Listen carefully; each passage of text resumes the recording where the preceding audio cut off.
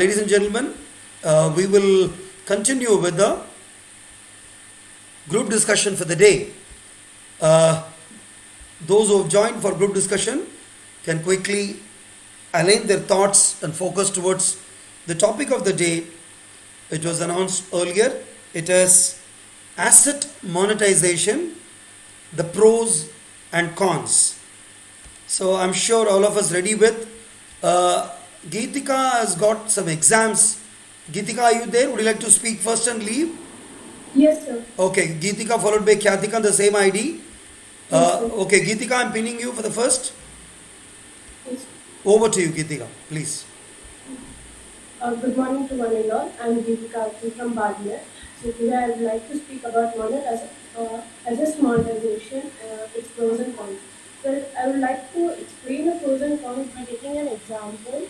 It's the NMT scheme, which we all know, which was brought into action in this year on August 25th. So what is NMT? It's National Monetization Pipeline. So it's basically the government is trying to monetize these public assets such as roadways, railways, public facilities to private institutions or other large institutions, and they're trying to get the liquid cash, and they again reinvest them in the same. So it goes like a cycle. First you give, it's just like the house rent which we pay every month. We just take the rent, we give the liquid cash to the owner, and we live as a tenant, and it goes on. The cycle goes on every month. So it's in the same way. The government is trying to do this for the 4 years. India, there are some points to be taken. It may benefit. It may benefit the Indian finance, but there are more cons than that of pros, because once it's a public asset, each and every Indian, each and every citizen of India becomes proud and says that it's my property. I have full right on this. But once it goes into the hands of a private institution or a private organization, they will take changes, even though it doesn't matter in a whole. It affects some of the people because they can't express themselves in such a way. And even regarding this, M.K. Stalin, Chief Minister of Tamil Nadu, also has stated that we know what's as monetization, but we don't know what impact does it have on Indian finance, because we can't say whether it gives us a loss or brings us profit, because once we give the public assets to private organizations, we don't have a complete authority on that, and it may lead to some destructive factors. Yeah, I would like to say, even though we have pros, but we have cons more than that. Yes. That's a wonderful start, Geetika. Nice. Yeah. Yes. Now we would like to hear more of pros and cons from, like, what is good about this. What do you think? That is what is all about. Yes, it is going to stay here. Let's see what sort of ideas we get kicked in. Okay. Can I request all the participants kindly join Barrel by 7:20 or so that I don't get disturbed to keep adding you every time you come. I have to add you. Dudum dudum. That sound comes. That thought process of the speaker who's speaking may get disturbed. I would request every other speaker join Barrel by 7:20 or so. Thank you, Geetika. Can we continue with Kyatika, please? Yes, sir. Yeah, Kyatika, over to you. So hello everyone, good morning. I'm Gyatka and I'm from Rajasthan. So what is asset monetization? In asset monetization, the government packs with its assets such as roads, coal mines for a specified period of time in exchange for lump sum of payment. So at the end of the period, the assets return to the government. Unlike the privation, no sale government assets is involved. First, so the asset monetization takes place in underutilized assets. Like the focus will be totally on the underutilized assets. Monetization here will happen through public-private partnerships and investment trust. Suppose a port or an airport or a stadium or even an empty piece of land is not being used adequately because it has not been properly developed or marked enough. Government sell this property to any private person, and again so that it again at the last it turns a cycle, and again it goes to the government at the last. The difference in cash flows under government and those under private management is a measure of improvement in efficiency of the assets. So again, these also go with those well utilized, such as the reduction in operating cost did not translate into a higher price for the assets under the government ownership. As we have seen, the benefits of the economy are likely to be greater where underutilized assets are monetized. However, private players will prefer well-utilized assets to the assets that are underutilized. Actually, the main profit is that getting this money from the private people. This government use this money for the better infrastructure of other utilities, like for building other buildings. And I guess according to this asset monetization, there is no losses or something else. That's it. Thank you. That's really wonderful, Kyatika. She says reduction of the expenditure does not really translate into higher benefits, and so it's a continuum. Like what is churned out, you're going to put it back into the system. Yeah, that's a way I think things should work out. A round of applause to both Gitika and Kyatika. Thanks for being here. We'll quickly move on to the next speaker. Can we have Miss Aditi P. Madinur? Aditi, I'm pinning you. Miss Aditi from Koppal. Okay, can we move on to Master Ashwin? Aditi, are you there? Good morning, sir. Yeah, Aditi is there. Yeah, Aditi, I just saw her. Aditi, yeah, over to you, Aditi. Good morning, sir. Good morning to everyone. So, topic is asset monetization, cons and cons. So, let me begin. Asset monetization is not new concept in India, and the world's infrastructure investments needs a project to reach like rupees 94 trillion by 2040, but Asia's alone is like invested for 1.7 trillion. Every year from 2016 to 2030, just for a region to monetize its place of development. And no government can do this without the participate of private players. With its debate nearing 60% of like you say goals of domestic projects, which is known as GDP, India's government has no option but to look for a alternate means of raising capital to fund infrastructure development. The question is that how does one take this challenge? Assets one take that and assets monetization for recycling, and it's commonly known as one way, but it's not being free for consent. And the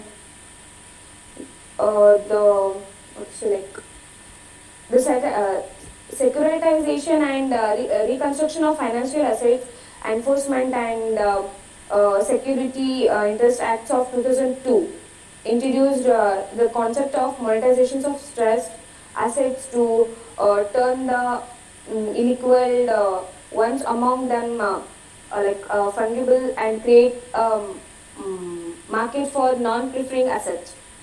So India's National Monetization Pipeline, NMP, takes this concept further. It stands to unlock the potential for brownfield assets.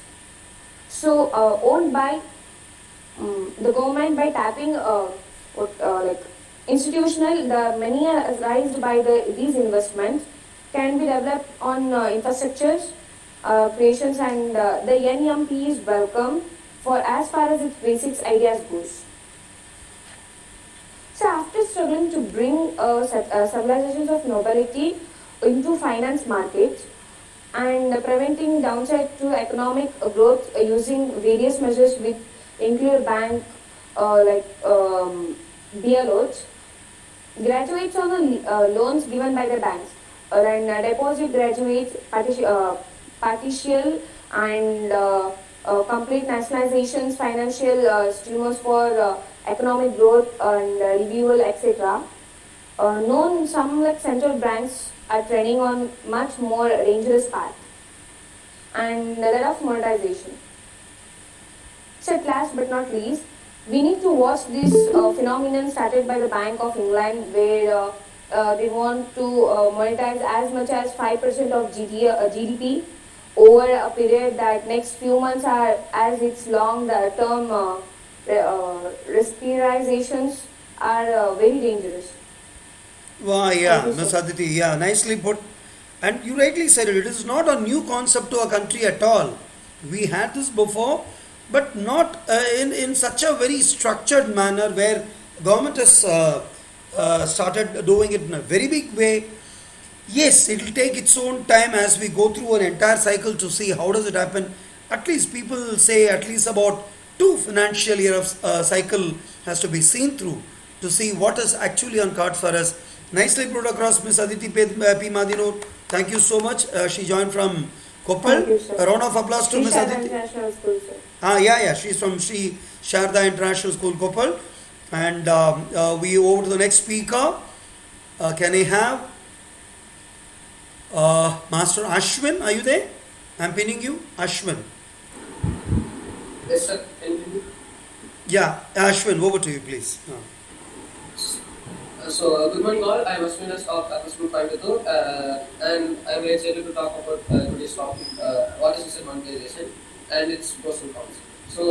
First let's see what is asset monetization. And asset monetization is, as everyone said, it's not a new topic, and we are monetizing our assets for a long time. For example, house owner gives his house to a tenant, and the tenant gives him rent, and it's also known as asset monetization. And first, we have to see why did the government take asset monetization to be the income source?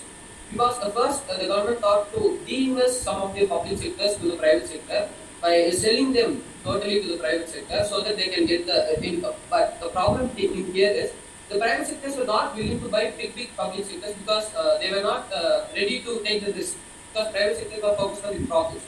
What they plan is to get into asset monetization, where they completely don't give the public sector to the private sector, but they give lease, or the private sector gives rent to the government, so that there's a more secure way of income to the government, and also they can use this money to develop some of the public sectors of their own, so that the infrastructure of the country also develops. And there's not only pros, and if something's advantage in something, and there may be some disadvantages. And the disadvantages in here are the private sector may take an advantage over these public sectors. They can, it is in their hands whether to exploit this or to develop this sector.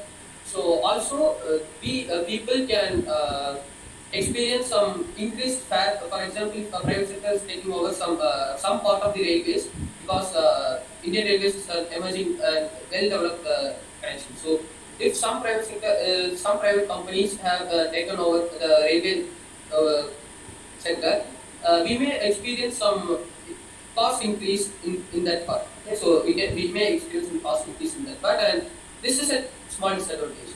And then, as a part, now Adani Group, I think Adani Group has taken control over the Mangalore International Airport on part of this asset monetization. And our government has planned to get more than 6 lakh crores from asset monetization for the next 4 years, by the year 2025. And other pros are that after this, and we can tell asset monetization as privatization, because we are not giving the whole public sector to the private sector, and the method they choose first is privatization, because they are giving the public sector. So I think we have advantages more in this. So That's wonderful, wonderful. Master Ashwin has rightly put it. He says there is a danger. Keep your video on, Ashwin. I'm still keep your video on. So he says there is a danger of getting too much of privatization into it, and as all of us know, the private sectors are much profit oriented. He says in the long run we may end up in paying more cost to the particular services what we enjoy otherwise at a kind of a premium from the government sector, from the public sector. Yes, but yeah, it's a continuum. It's a kind of a continuum. It's a rat and mouse game. As more and more private players come into today, as you rightly said it, the risk-taking capacity by the private players is a bit low or slow. Maybe when this profit churning mechanism happens good, the returns may do reverse. Let's wait and see, at least for two more financial years. Very well spoken, Master Ashwin, and he is joined us for the first time, I believe. Right? He's speaking for the first time. A round of applause to Ashwin. Well done, well done. Okay, let's move to the next. Can we have Miss Miraya Prakash? I think Miraya has joined with other members from the same side, right? I think Miraya, you can start as the first. Over to Miraya and the other three speakers in row. They have joined it from the same ID. Who's going to be speaking first? Anushka? Yeah, Anushka, start. Okay. So good morning all are present here. Today we are talking about asset monetization, and I would like to begin with explaining what exactly is asset monetization. So to monetize something means to express it or convert it into the form of currency. Basically, monetizing is to utilize something of value as a source of profit or to convert an asset into money or a legal tender. Now, for example, a government can monetize the nation's debt by acquiring debt treasuries, which increases the supply of money. Consequently, the debt is turned into money, or in other words, it's monetized. I would also like to talk about the state of higher education in 2021 and how asset monetization came into action here. In the last 12 months, higher education institutions were faced with numerous challenges. With the benefit of large-scale vaccination programs, colleges and universities are now able to return to normal. This transition is an opportune time for higher ed establishments to reassess their real estate needs. Asset sales, including sale or leasebacks, are conventional methods to address excess capacity. Now, but asset monetization should also be considered. On a plus side, asset monetization can free up more capital than conventional financing structures and still be structured to provide the institution with the flexibility to address its future infrastructure, development needs, etc. Now, the institution needs to take proper offline as a part of a long-term expansion plan can be factored into the underlying assumptions of the concessionaires model of how the assets are operated over time. The parties are then able to quantify the impact of removing a specific asset before finalizing any valuation. However, transferring operational management to a third-party concessionaire can lead to concerns about the new operator, may be less sensitive to the needs of the university stakeholders, including faculty, staff, students, and alumni. This is what I'm talking about, the institutions of us, about how their asset monetization works and what are their pros and cons. Thank you. Very well spoken, Anushka. Nicely put it. She is slightly worried about the reduced sensitivity of larger institutes as a first timer. Yeah, very well said. Yes, people, again, as Ashwin had rightly put it, it all depends on the risk taking capability. It's again in the larger picture, if it is going to get better returns and better services for the citizens, why not? That is how it is. I think very well spoken. Can we have the next speaker? Who's the one next? Prachi, is it you? Yeah, over to you, Prachi. Yeah, speak. So good morning to one and all present here. So today I'm gonna speak about asset monetization. So as Anushka said, to monetize something means to express it or to convert it into the form of currency. So for instance, the debt is turned into money, which increases the supply of money. In other words, it is monetized. So the government has announced an ambitious program of asset monetization. So the two important statements have been made about the asset monetization program. The focus will be on underutilized assets. Monetization will happen through private partnerships and investment trusts. On August 23rd, 2021, the Indian India's Finance Minister Nirmala Sitharaman announced the National Monetization Pipeline Scheme. This scheme is about core government assets monetization and is expected to earn 6 lakh crores in the next 4 years. So some of the disadvantages of the schemes are the price of the goods and services will be increased, and there will be an increase in tax like road tax, stock tax, and the scheme can create a monopoly in these sectors. Whereas some of the advantages are the new employment opportunities will open up under these assets, and this 6 lakh crores will be invested in the infrastructure will boost India's economy and generate more employment. As a consumer, will get a better equality product and service. Thank you. Well spoken, Prachi, and she used a word. It's a very ambitious program by the government. Yeah, it is ambitious, and she's also worried about creation of monopoly, wherein which the prices of goods and services may increase. But yes, if every of these services are brought into one umbrella of a GST component, I think as a consumer, we may not have to be really much worried about what is there in the cards. I mean, again, let's wait for time to see. And I'm sure many of the children have, for the first time, have known something like this. They've done some research, they've known about this topic, and I'm very sure in the days to come, in the months to come, whenever they get to know about this, their thinking antennas will start catching what is happening around in the market forces and the financial dynamics. Wonderful, Prachi. A round of applause to you. Thanks. Who's the next speaker? Arushi is going to be you? Yes, Uncle. Okay. Uncle, can you hear me? Yeah. Yeah, I can hear you. We can hear you. Yes, Uncle. So, whenever we have to understand something, we start with the basic, which is the definition. So, to monetize something means to express it or convert it into the form of currency. Basically, monetizing is to use or utilize something as a source of profit or to convert it into an asset or money or legal tender. For example, a government can monetize the nation's debt by acquiring debt treasuries, which is they took a resource which was more of a liability than an asset and converted it into a new resource which is more of an asset. So consequently, the debt is turned into money, or in other words, it is monetized. Now, asset monetization involves the creation of new sources of revenue by unlocking the value of hitherto unutilized or underutilized public assets. Internationally, it is recognized that public assets are a significant resource for all economies.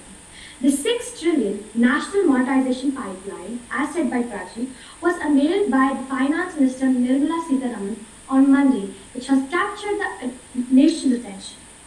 The government was said to have raised 88,000 crores this year by leasing infrastructure assets of central government ministries and state-run companies under the 6 trillion National Monetization Pipeline project.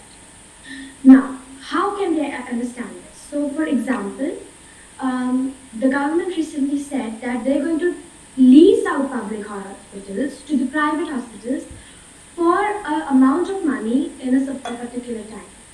So, for example, if Prachi is the public private hospital and I'm the person who's holding the public hospital, I'm leasing out my hospital to Prachi for a certain amount of money, and which in turn is going to profit me.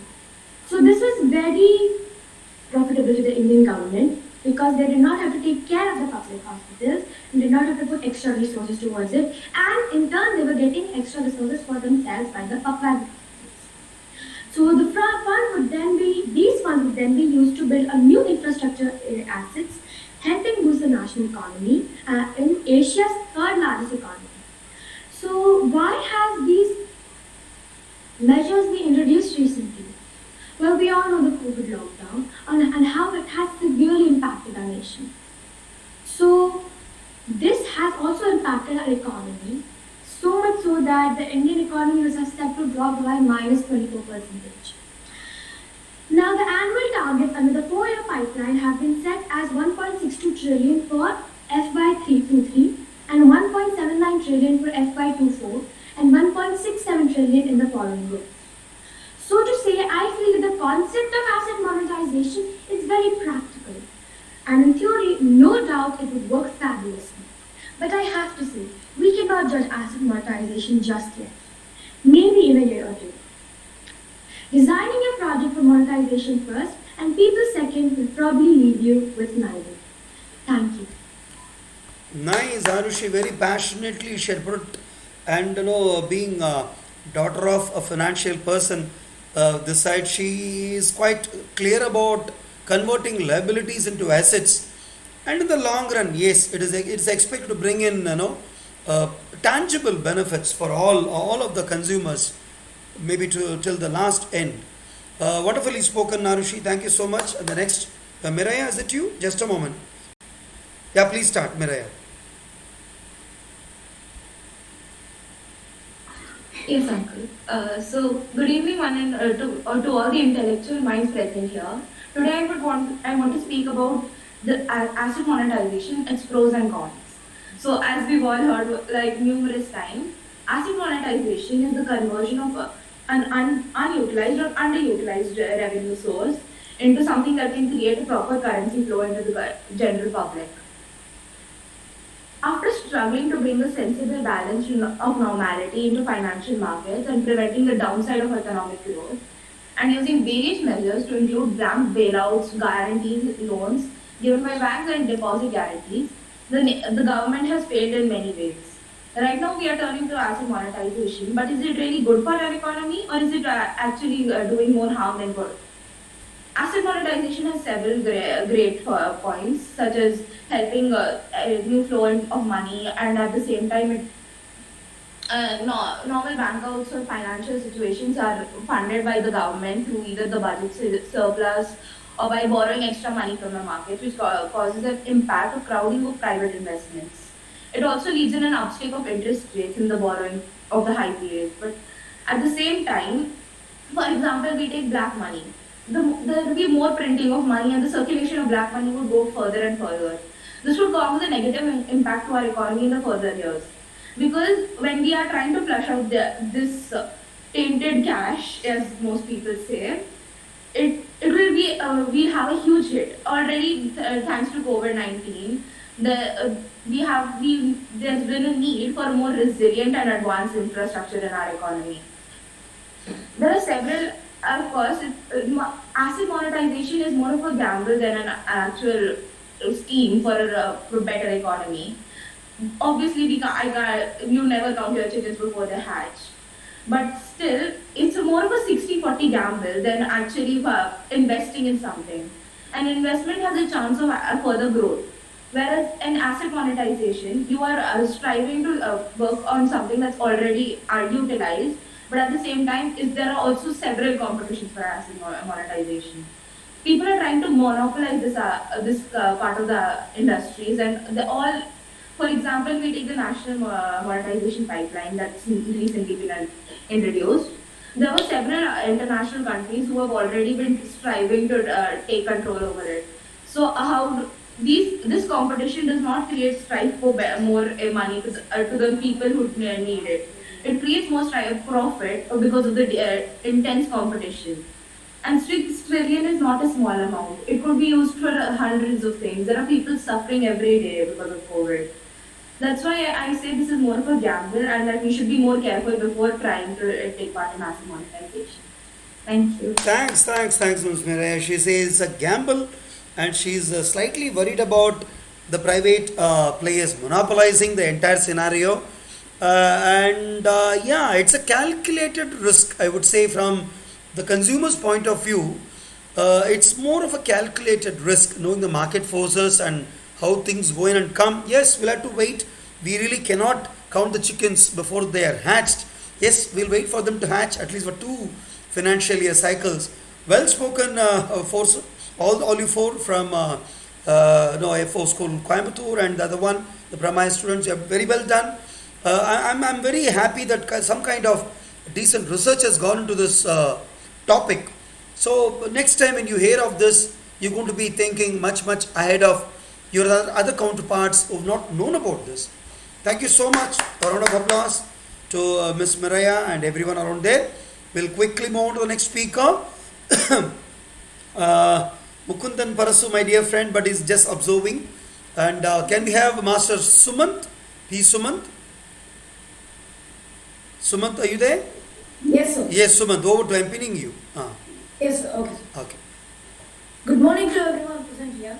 My name is Faiz Aisman, and today I am going to speak on asset monetization. Asset monetization means a income or revenue by an object or a property. The main objective of the asset monetization program of the Government of India invest is to unlock the value of investment made in the public assets. Government launches rupees 6 lakh crores asset monetization plans to raise funds. The government land and assets will be sold out to private companies. There will be a monetary fee handback time. The private entities will have to meet performance milestones and standards. The main sector identified for asset monetization include railways, airports and coal mining projects and many more. And the main interesting part of the project, one of the project is the installation of charging bunks. You know, petrol bunks and everything, but we are installing charging and like EV charging bunks. So, as Elon Musk said that a press reporter asked a question to Elon Musk he wanted to install Tesla or launch Tesla in India also. So he said if there are charging bunks, he will definitely build a factory and give it to an Indian businessman, and he will start the production of Tesla. As we can see, we are already having the scooters and cars, or the Tata cars also from the charging. We can also get Tesla to India. We can also make Tesla in India and we can also use it. Government believes that it is a good step taken again, and it will be successful. Thank you, sir. We really like the style and the conviction with which Master Sumant spoke. He's again a very regular speaker from Sri Sharda International School, Koppal, and he's very, very positive, saying that yes, this is going to benefit us, and very vocal about it. And he also talked about Tesla opening charging bunks throughout the country if there is a positive response given. I think the pilot project is already on. Thanks, Master Sumant. Well spoken. A round of applause. Can we request the next speaker, Ms. Pranavika Shakit from Coimbatore? Pranavika, over to you. Yes, sir. Good morning, sir. And my name is Pranavika Shakit. I am from F4 School, Coimbatore, and I'm going to speak on asset monetization. And so let me first start off with what a monetization transaction is. So a monetization transaction is when the government actually transfers the revenue rights to a private company for a short period of time, and the government expects a share of revenue from that. Like most of you all said, the Indian government had recently launched the NMP, that is the National Monetization Pipeline, in August 2021. So this is based on the privatization policy, and here the government estimates around 6 lakh crores worth of monetization assets from the core assets of the central government. So what we commonly observe in monetization is that there is only a transfer of revenue rights by the government to the private companies and not the ownership, unlike the privatization. So, so this is one thing. And looking into the ROCE part, or looking into the advantages of monetization, we find that all the money that the government gets through monetization is gone for the infrastructural development. So the more infrastructural development, there is more opportunities created, and hence employment is also generated. So it helps us in return. And the second thing is that the financial burden on the government, it reduces, it keeps on reducing. So as far as the government is concerned, and the lease fee that the government gets is also quite helpful for them, especially when they are trying to recover an investment. So this is the rosy part about monetization. Moving into the grey side, or the disadvantages of monetization, The number one thing is when the NMPs, when we dissect deeper, we find that the NMPs, when they are not executed or implemented properly, the private companies, they actually exploit the government assets. So this leads to monopolization of the assets. And the second thing is that some of the government assets like Air India, which is currently at a loss, the private companies are not ready to take those assets because, so that's a major problem here. And then the third thing is that sometimes, like usually the private companies guarantee the government some profit, some amount of profit, and when they are unable to guarantee that amount to the government's revenue share will decline. So they find it very difficult to meet their overgrowing expenses. So I personally feel that if the NMPs are executed in a very efficient and in a very transparent manner, there is scope for rejuvenation of the economic cycle, and this can lead to rapid national growth. Thank you, sir. Very well spoken, Ms. Pranavika. She is very clear in saying that look, it's only for revenue generation. Don't ever talk of ownership. In the longer run, never ever the ownership of any such firm, even a larger firm, will ever be transferred to the private parties who may end up in showing a greater profit. And she talks about transparency and reliability in the system to rejuvenate the economic inflow into the government, which is already facing a problem during this COVID pandemic. There has been a slowdown, the way we stabilized, and that's very sure to show up. And she also sounded very positive and spoke very nice about the rosy side and the grey side, and giving a very, very balanced approach to it. And as of now, she is not intrigued by the so-called defense mechanism which is playing the market forces. She's got a very, very balanced approach. We'll wait and see. So are we, Ms. Pranavika, and thanks in having put a very, very genuine and a very, close to heart facts, which you spoke directly from your perspective. Wonderful. A good round of applause to Ms. Pranavika Shakit from Coimbatore, and she rightly said Coimbatore and not Coimbatore as I requested her last time. Thank you so much, Pranavika. Over to next we have Pranesh Ragarajan, the regular fearful speaker of this event. Pranesh, over to you. Namo Moha. So I would like to start with the analogy which is similar to the ones we use in mutual funds. Jalabudbhuta samana virajamana sampattadille keve sahasodeti nashyati cha. Which means the money, glittering wealth is like bubbles on water. So like lightning, it will rise suddenly and perishes at the same speed.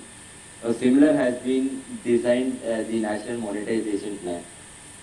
They know that they need resources, they need money, but they don't know how to take out those money and how to monetize the assets in a way it should be done effectively. For example, since BSNL and MTNL both are at loss, now there was an economic experts review that BSNL's mobile network should be given to the players like Vodafone Idea Group, and we need to abolish the telephone networks as soon as possible. It sounds quite gibberish as well as insane idea. Reason being, a government should always regulate the basic things such as telecom, healthcare, banking, and public transport system at least to some extent. One thing I can't understand is optic fiber, which consists of 6 rupees per meter cable. It can pretty much replace the telephonic copper cables, which would cost you 12 rupees per metal piece in return. So for 2 meter of telephone lines, you can replace it with say an equivalent price of your trash itself. The people aren't they're thinking out of the box ideas in implementing such a monetization things. Okay, for the grounds that are okay, Delhi government they themselves are monetizing, such as for private school students they can use their government stadiums for some minimum amount of money per month. And for government schools, it is free of cost as part of Delhi government's sports initiative. Similarly, one can take analogies from, say, our own Honorable Minister, Mr. Nitin Gadkari, who monetizes garbage and, drainage. Such are the assets where, you can take out, things a lot. For example, there is a district called the Cape district near to the city of Perth in Australia. Actually, it's municipality, sorry. Cape municipality in Perth city in Australia. There they are like they filter out the drainage, take out all the non-degradable assets such as all the plastic recyclable.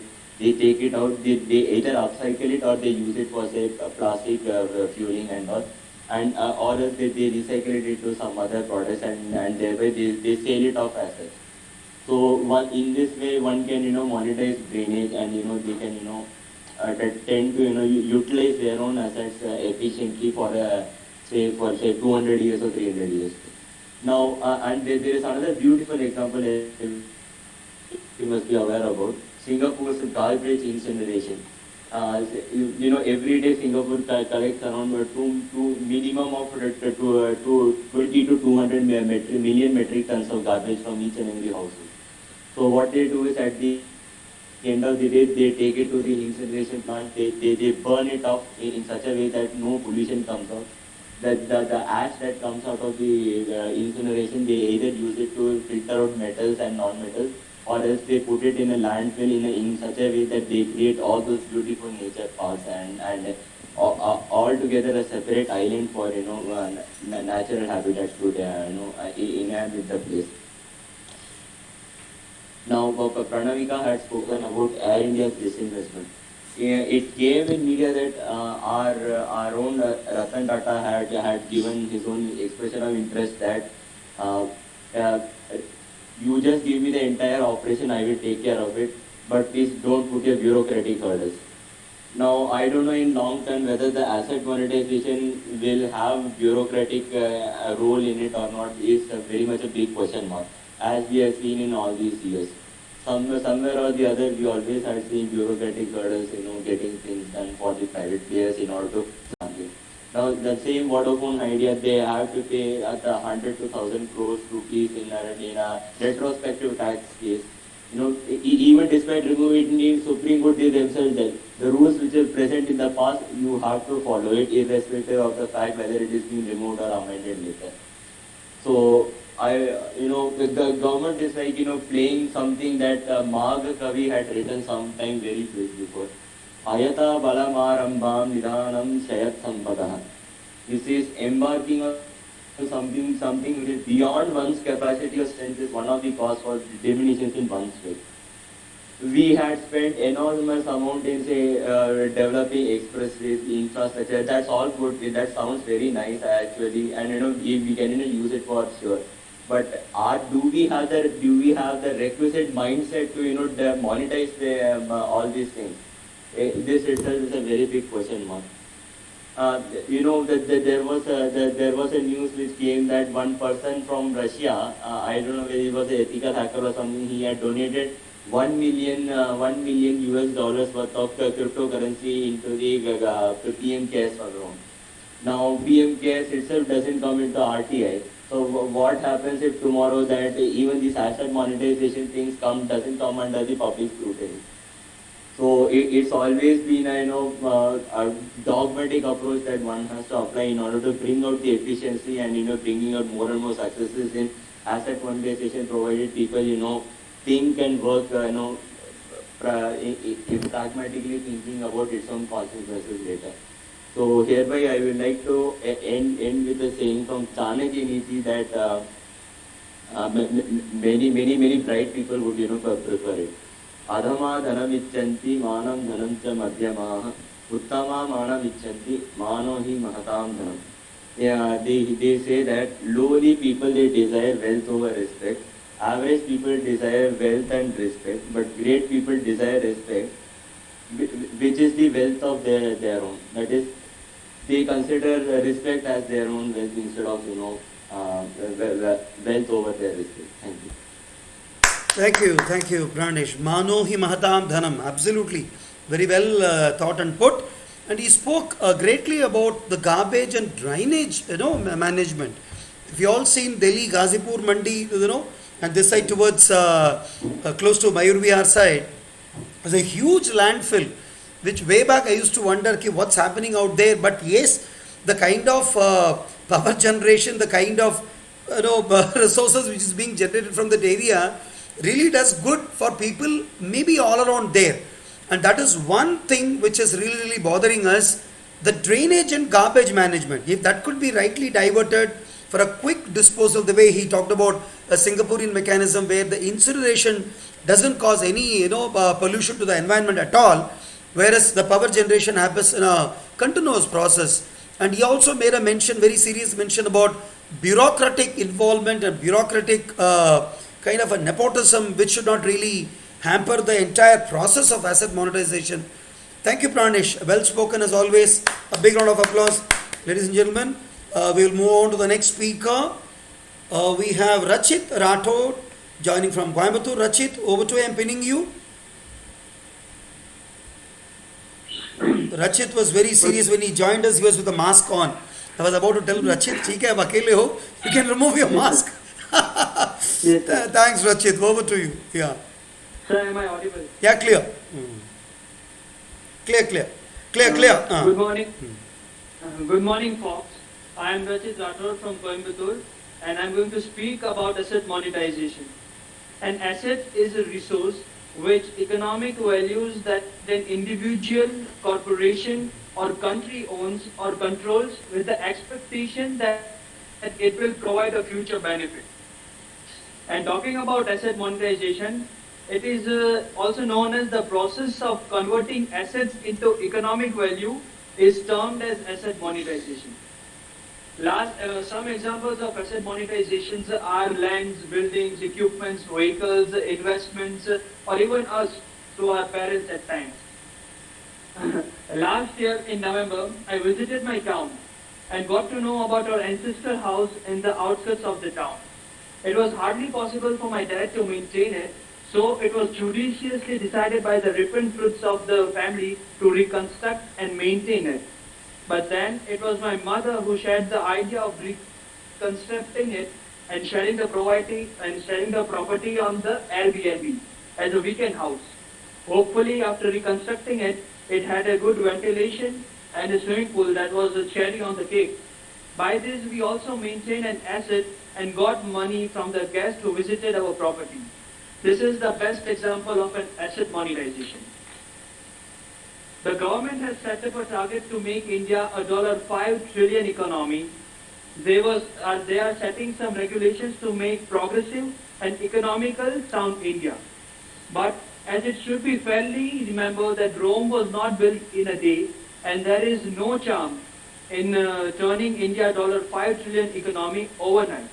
The government will play a role of catalyst, and the role will rest with private sectors to shoulder responsibility of creating wealth through innovation and targeted solutions. Public sectors such as roads, railways, airports, power transmission lines, shipping terminals, pipelines, mobile towers, and other land and building, etc. spread throughout the country. All are controlled by Department of optimally unutilized, meaning the maximum potential to fetch good income. In economics way, a government-owned asset deriving a net value of 5 crore but has potential will be dealt under asset monetization pipeline scheme. Indian Railway is a landlord with 47,000 hectares which can be put to commercial purpose. The catch is attracting private sector participations to unlock the real asset values through innovative and business ideas. This way, government is not selling property, but is leasing it to the private sectors in a fair and transparent manner. So other parties has the opportunity to create a profitable venture and provide quality service to the public. And according to my view, it is a boon to the Indian society that the big private sectors and big private companies are getting a chance to use the public government assets in the good vein for public. Thank you, sir. Well, very well spoken, Rachit. Very passionately spoke about the way how your mom suggested to convert your ancestral house into a guest house kind of thing, where you started, benefiting, and that's how asset monetization happens at every stage in life.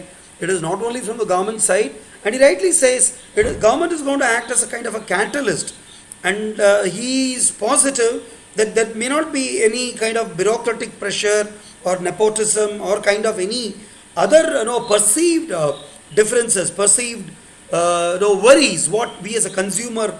But as a consumer, we are right to have this. It's being slightly skeptical. Like Pranish talked about dogmatic and pragmatic approach towards any such issues. It always happens. It's bound to happen. And Rachit is very positive that it's going to help the generation, the country in a very big way. Thank you so much, Rachit. Wonderfully spoken. Nice. And can we have the next speaker? It's going to be Master Santosh Joshi. Are you there, Santosh? I'm pinning you. Miss Santosh Joshi. Okay. Your name, beta? Good morning, sir. My name is Sakshi from Sri Sharda International. Sakshi. Okay. Fine. Over to you, Sakshi. Okay, sir. So today I'm going to speak on asset monetization. So what is asset monetization? Asset monetization is to express or convert it into the form of currency. Asset monetization involves creation of new sources of revenue by unlocking of value of underutilized public assets. Internationally, it is recognized that public assets are a significant resource for all economies. Monetizing these assets that governments control, including in public corporations, is widely held to be a very important but inadequately explored public finance option for managing public resources. Many public sector assets are suboptimally utilized and could be appropriately monetized to create greater financial leverage and value for the companies and of the equity that the government has invested in them. The objective of the Government of India (GOI), for which this note lays down procedures and mechanisms, is to unlock the value of investment made in public assets which have not yielded appropriate or potential returns so far. Until this time, create unexplored sources of income for the company and its shareholders, and contribute to a more accurate estimate of public assets, which would help in better financial management of government or public resources over time. Thank you, sir. Wonderful, Miss Sakshi. You're joining us for the first time, I guess, right? First time.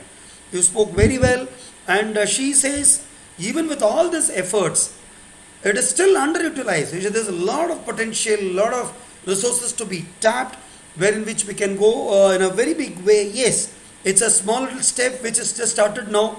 As we say, a journey of 10,000 miles starts with one small step. First step, I think it's started in a big way. Let's see, wait and see. Thanks for being here with us, Ms. Sakshi. You spoke very well, very passionate. A round of applause, Sakshi from Sri Sharda International School, Koppal. Okay, over to the next speaker. We're going to have Master Shashank. Shashank, are you there?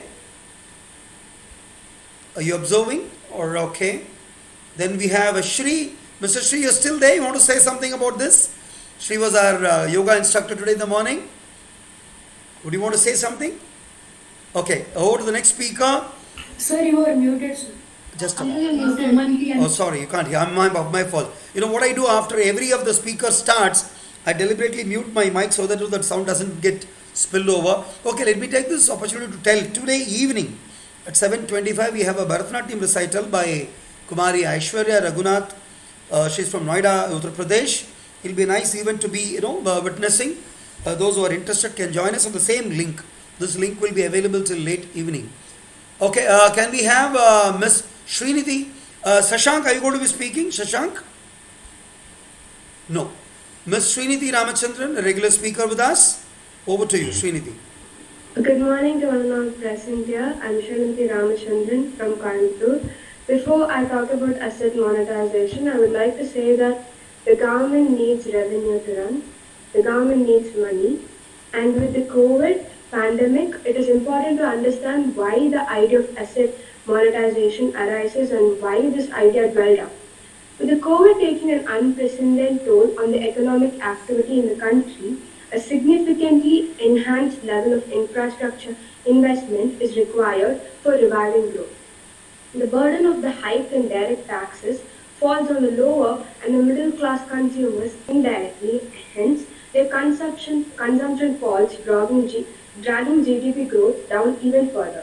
The snarl of vicious circularity was further exacerbated by the pandemic.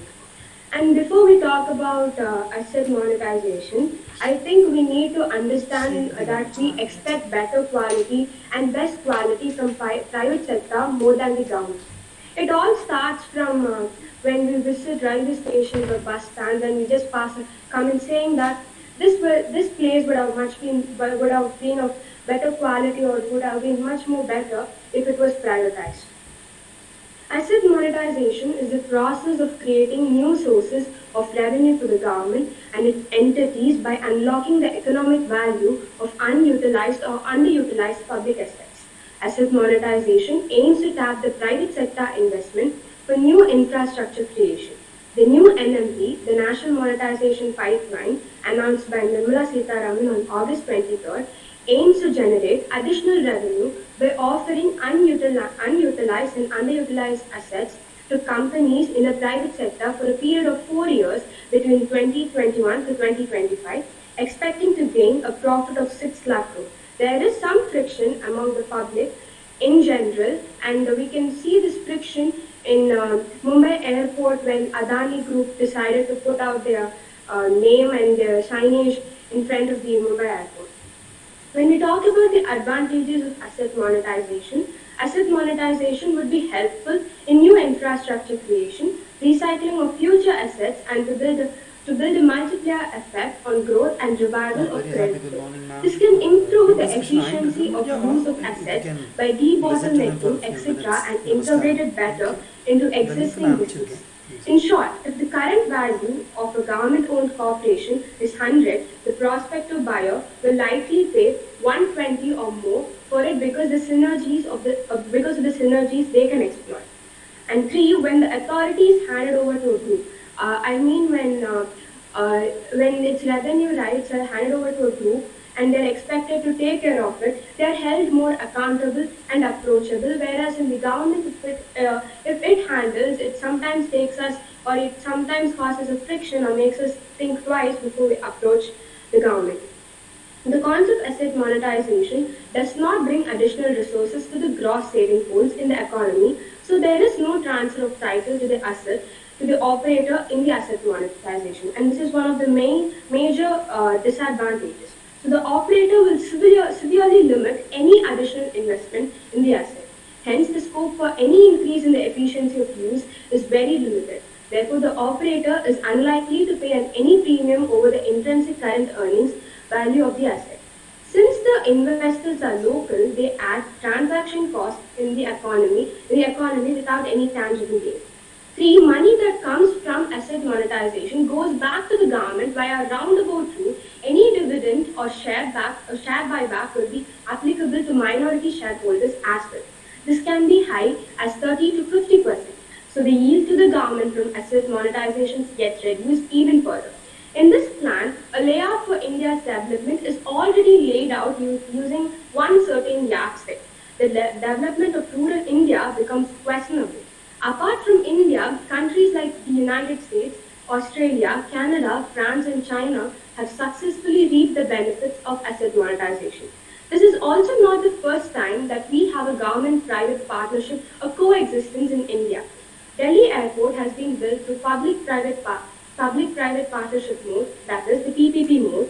The auctioning of coal blocks seems to have become a success with no report so far because of either corruption or abuse of mining rights or significant regulatory interference.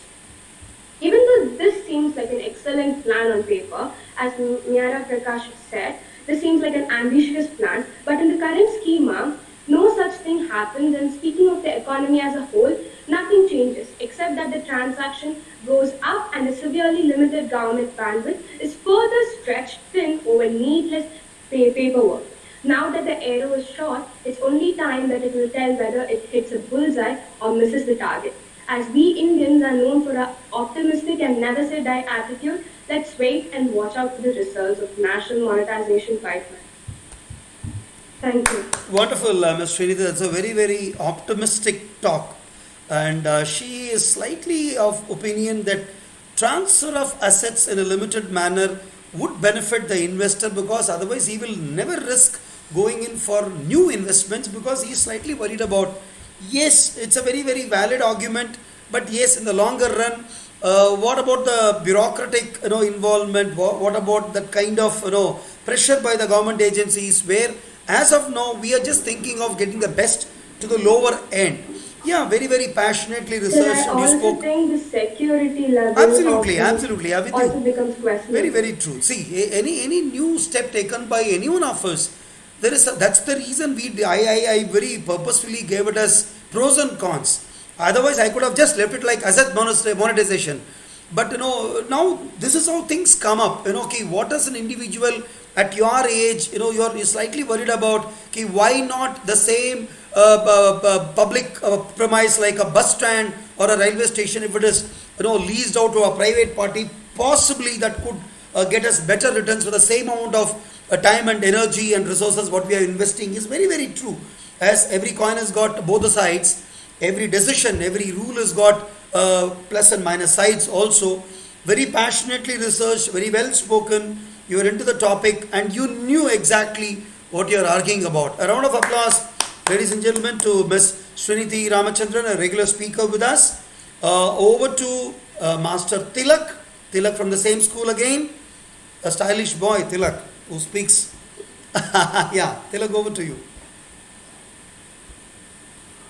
So good morning Air Force. I'm Tilak, studying in class 10 Air Force School Coimbatore, and let's continue without further ado. Something means to express it or convert it into a form of currency. As Amitabh Kant, the CEO of Niti Aayog, said, the key to budget is successful implementation of disinvestment. So what is disinvestment?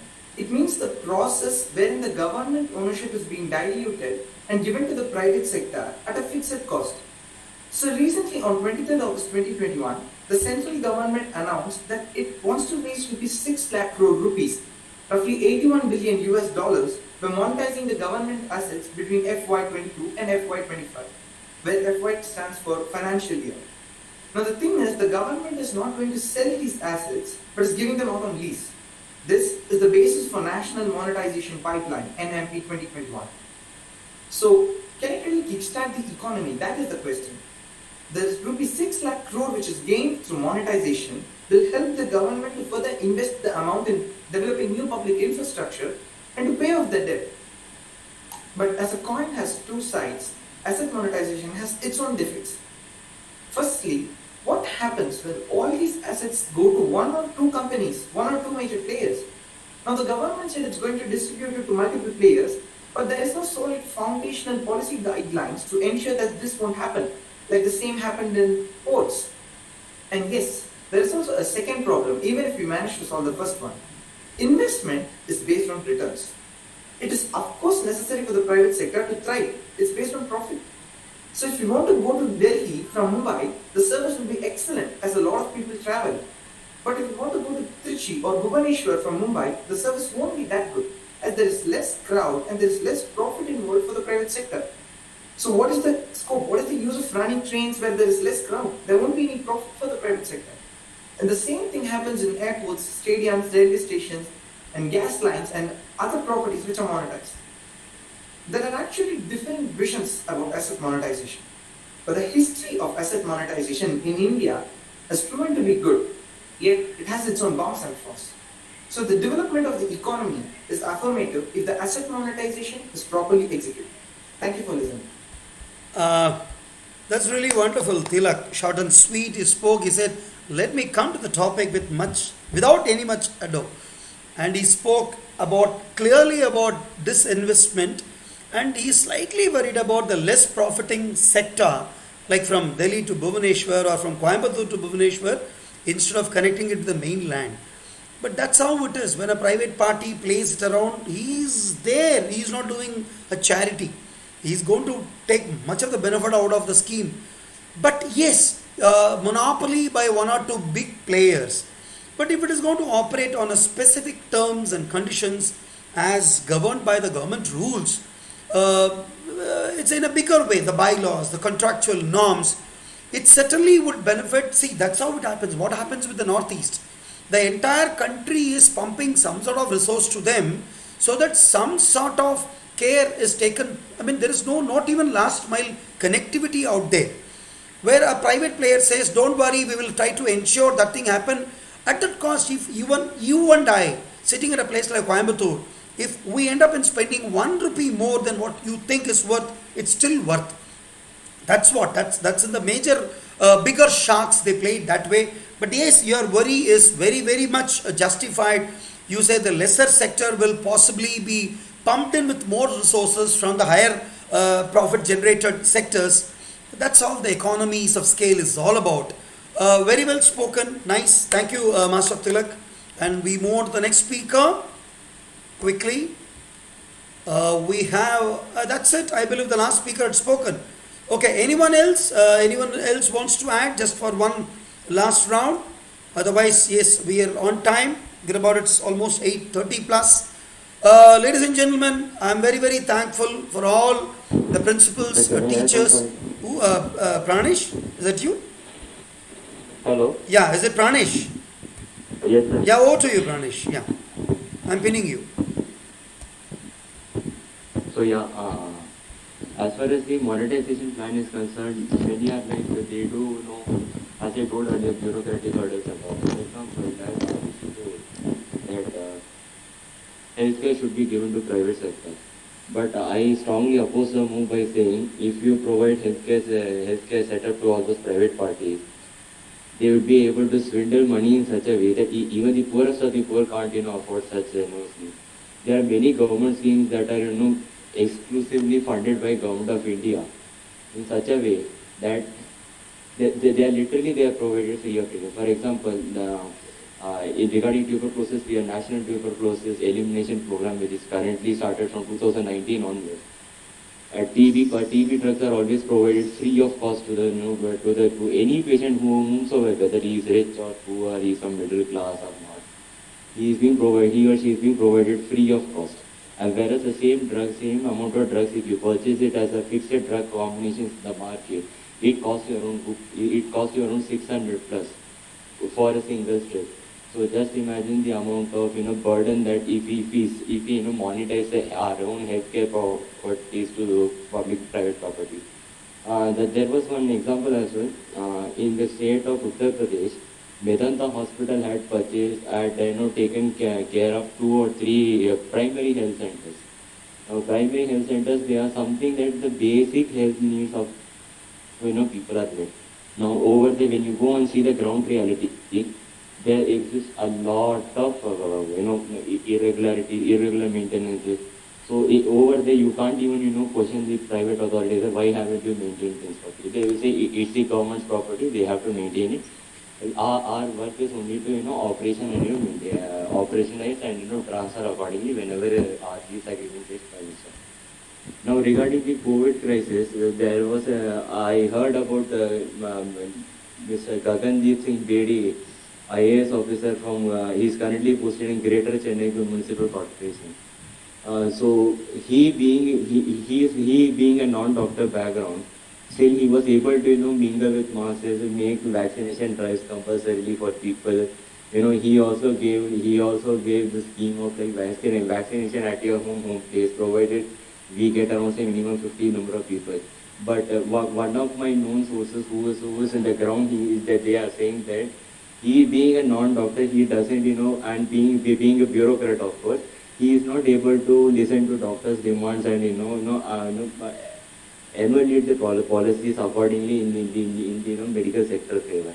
When such bureaucratic hurdles are seen, So obviously, even in this asset monetization, we might lose national security in key things such as gas pipeline. If somewhere or the other, if we have any sort of say terrorist attack or any blast or something, who's gonna take responsibility, private or government? That becomes a major. And in fact, Yajna sir would also agree with me that national security is something that one should always keep in mind. Putting behind the asset monetization policy. Absolutely, Now, absolutely, Pranesh. Very well thought of. Yes, what you say is absolutely right. It cannot be ruled out, but yes, measures are put in place. And healthcare, yeah, you started with healthcare. What you say is true. I mean, what we pay actually towards our healthcare from the government umbrella is much, much, much, much comfortable. If it is privatized, yes, it's going to cost you much more, but possibly the quality of service may increase. But yes, your worry is not out of place. People may end up in paying 10 times to get the a similar kind of service. Yes, with you. We'll wait and see. Nothing, We'll sir. wait and see. Sir, nothing, sir. Even this Ayushman Bharat, which they said is being a government insurance scheme, we can, club all sorts of government insurances Together. into, one single health scheme, Ayushman Bharat. We can, put say 5% health tax Health- on an health annual tax or basis, assess or something. everybody, True. and we can, monetize the insurance assets also, sir. Fantastic, Even fantastic. I mean, I government wish, is very I wish all the government- schemes take off very well and happens.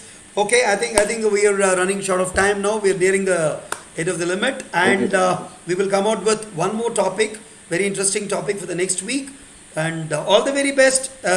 Thank you so much, each and everyone, for being here with us. And I think it's a very, very nice talk we had. All the very best. Thank you so much, children and everyone. Jai Hind.